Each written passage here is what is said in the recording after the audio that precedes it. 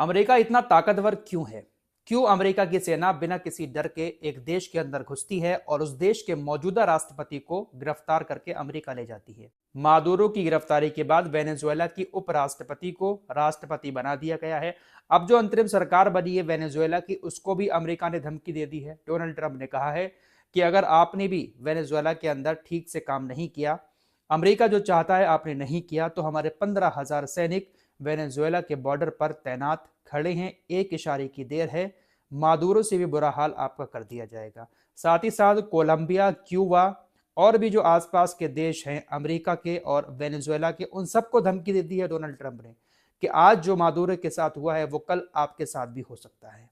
तो अमेरिका जब चाहे जिसे चाहे इन तमाम देशों के नेताओं को उठवा सकता है। अमेरिका के पास ये ताकत कहां से आ रही है? पहली चीज, अमेरिका एक परमाणु देश है। परमाणु हथियार भी कोई एक दो नहीं, अमेरिका के पास तकरीबन 4 से 5,000 परमाणु हथियार हैं और बहुत सारे हथियार तो दूसरे देशों में रखे हुए हैं। तो अमेरिका को जो सबसे बड़ी ताकत मिलती है इन्हीं परमाणु हथियारों की वजह से मिलती है। दूसरी जो सबसे बड़ी ताकत है वो है अमेरिका की टेक्नोलॉजी। चाइना को छोड़कर दुनिया का शायद ही कोई ऐसा देश हो जो अमेरिका की टेक्नोलॉजी का इस्तेमाल ना करता हो। आईफोन अमेरिका का, एंड्रॉइड अमेरिका का, गूगल मैप अमेरिका का, व्हाट्सएप, इंस्टाग्राम, फेसबुक, यूट्यूब, सारी की सारी टेक्नोलॉजी जो हर देश में इस्तेमाल की जाती है वो सब कुछ अमेरिका की है और अमेरिका का ये सबसे बड़ा हथियार है। वेनेजुएला के राष्ट्रपति मादुरो को गिरफ्तार करने के बाद डोनाल्ड ट्रंप की तरफ से कहा गया कि हमारी जो CIA खुफिया एजेंसी है उसके बहुत सारे लोग काफी टाइम से वेनेजुएला की राजधानी में मौजूद थे और खुफिया एजेंट बनकर मादुरो की हर एक एक्टिविटी पर नजर रख रहे थे। मादुरो कब कहां जाते हैं, कितने बजे उठते हैं, कितने बजे सोते हैं, क्या खाते हैं, क्या पीते हैं, हर एक एक्टिविटी की खबर खुफिया एजेंसी CIA को हो चुकी थी, क्योंकि उनके जो मेन एजेंट थे वो मादुरो के काफी करीबी लोगों के बीच घुस चुके थे। CIA हुआ या मोसाद हुआ, इसी तरीके से किसी भी देश में ऑपरेशन को अंजाम देते हैं, घुसपैठ करते हैं सेना के अंदर, नेताओं के बीच, इसीलिए उनको हर एक इंफॉर्मेशन मिलती रहती है और फिर ऑपरेशन को वो इस तरीके से अंजाम दे देते हैं। दोस्तों, अब यहां पर एक बहुत जरूरी बात समझने वाली ये है कि चाहे अमेरिका की खुफिया एजेंसी CIA हो या फिर इजराइल की मोसाद, ये दोनों एजेंसियां बिना टेक्नोलॉजी के सहारे ऑपरेशन अंजाम नहीं दे सकती। दुनिया के हर देश के हर एक नेता के हाथ में जो मोबाइल है उसका लिंक कहीं ना कहीं अमेरिका और इजराइल से ही है। ज्यादातर आईफोन का चलन है, हर एक नेता के पास आईफोन होता है और मोबाइल में जो भी एप्लीकेशन है वो सब के सब अमेरिका के ही हैं, इजराइल के ही हैं। तो इनको ट्रैक करने में बहुत आसानी हो जाती है। मोबाइल से भी ट्रैक कर सकते हैं, गूगल के जरिए भी ट्रैक कर सकते हैं और जो भी एप्लीकेशन हम चला रहे हैं अपने फोन में, सारी की सारी जानकारी अमेरिका के पास है। और ये टेक्नोलॉजी किसी भी ऑपरेशन को करने में, किसी भी खुफिया जानकारी को इकट्ठा करने में अमेरिका और इजराइल के एजेंटों की बहुत ज्यादा मदद करती है। वेनेजुएला के राष्ट्रपति को भले ही खुफिया एजेंसियों ने खुफिया ऑपरेशन चलाकर गिरफ्तार किया है, लेकिन टेक्नोलॉजी का इसमें भी बहुत बड़ा हाथ है। तो अमेरिका आज जो सुपर पावर अपने आप को कहता है, उसके पीछे सबसे बड़ी ताकत टेक्नोलॉजी है।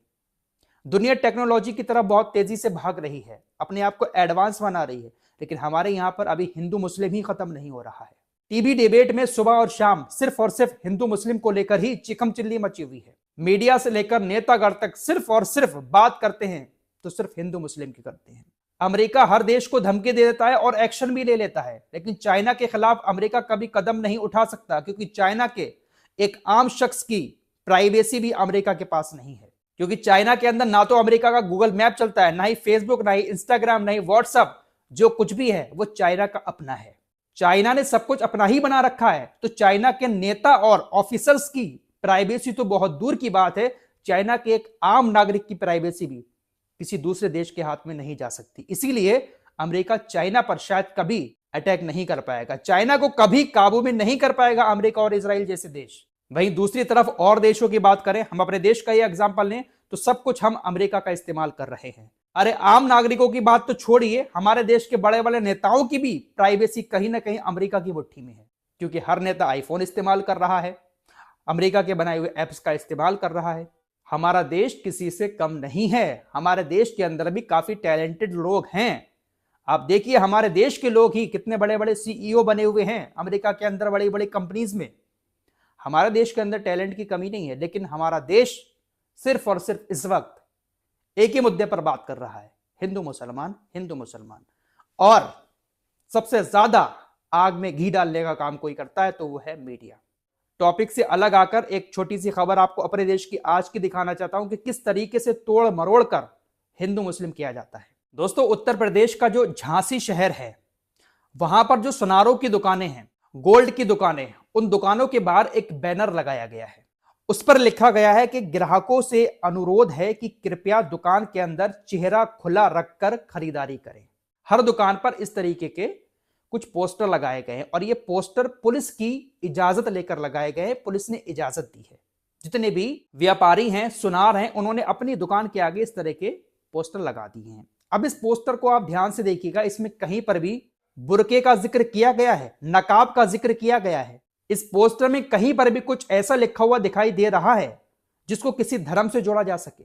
सिर्फ ये लिखा गया है कि अगर आप खरीदारी करने दुकान में आ रहे हैं तो चेहरा खुला करके गोल्ड की खरीदारी करें। और ये इसलिए किया गया है क्योंकि हाल ही में कुछ ऐसी चीजें सामने आई, कुछ ऐसी घटनाएं हुई कि चोर जो है वो अपना मुंह ढककर दुकानों में जाते हैं और सोना देखने के नाम पर लूट करके भाग जाते हैं। और सीसीटीवी में मुंह ढके होने की वजह से उनकी पहचान भी नहीं हो पाती है। कभी कोई बुर्का ओढ़कर आता है, तो कभी घूंघट ओढ़कर, तो कभी कोई आदमी जो है वो मास्क लगाकर आता है, क्योंकि आजकल मास्क लगाने का भी काफी चलन है। जब से कोरोना आया है हर कोई मास्क लगाकर जाता है, तो कोई उसको कुछ कहता नहीं है कि आप क्यों मास्क लगाए हुए हैं। तो इन्हीं सारी चीजों को देखते हुए पोस्ट लगा दिया गया कि भाई आप अगर खरीदारी करने आ रहे हैं तो अपना चेहरा खुला करके आए।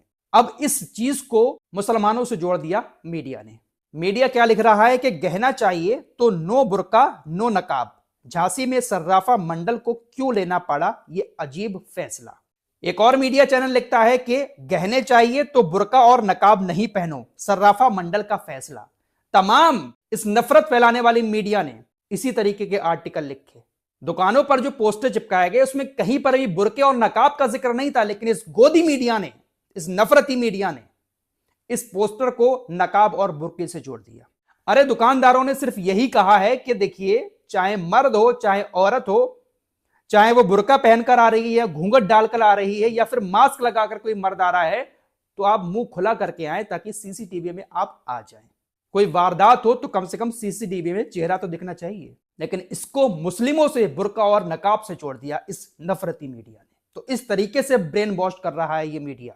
जिन लोगों का ब्रेन वॉश कर रहा है शायद वो लोग कभी जाते भी नहीं होंगे सुनार की यहाँ, क्योंकि इतना पैसा हो तभी तो जाए सुनार की यहाँ कुछ खरीदने। नफरत में ही डूबे पड़े हैं, 2 वक्त की रोटी ठीक से खाने को नहीं मिल रही है तो सोना क्या खाक खरीदेंगे। अरे सुनार की दुकान में जाकर देखिए, लोग मास्क लगाकर भी आ रहे हैं। हमारी हिंदू महिलाएं जो गांव की होती हैं घूंघट ओढ़कर आती हैं, चेहरा ढककर। आज भी पर्दा किया जाता है। सिर्फ मुस्लिम औरतें ही बुर्का ओढ़कर, नकाब ओढ़कर नहीं जाती हैं, हमारी हिंदू महिलाएं भी घूंघट ओढ़कर जाती हैं। लेकिन नहीं, नफरती मीडिया को नफरत फैलानी है। तो जब इन चीजों में हम देश को डालते रहेंगे तो कहां से हम टेक्नोलॉजी की बात करेंगे। अमेरिका आज जो सुपर पावर बना हुआ है वो टेक्नोलॉजी की वजह से ही है। कुछ लोगों का हाल तो ऐसा हो चुका है कि कितना भी बड़ा झूठ उनके सामने परोस दो वो उस पर यकीन कर लेते हैं। अब जैसे ये बांग्लादेश वाला मामला चल रहा है, भारत ने अभी तक बांग्लादेश को अपना दुश्मन देश घोषित नहीं किया है। पाकिस्तान हमारा दुश्मन देश है, खुला देश है कि भैया ये हमारा दुश्मन है, सरकार ने इसको दुश्मन देश घोषित कर रखा है, लेकिन बांग्लादेश को नहीं किया है। बांग्लादेश की पूर्व राष्ट्रपति अभी 3-4 दिन पहले खत्म हुई है, तो हमारे सरकार के लोग वहां पर पहुंचे थे।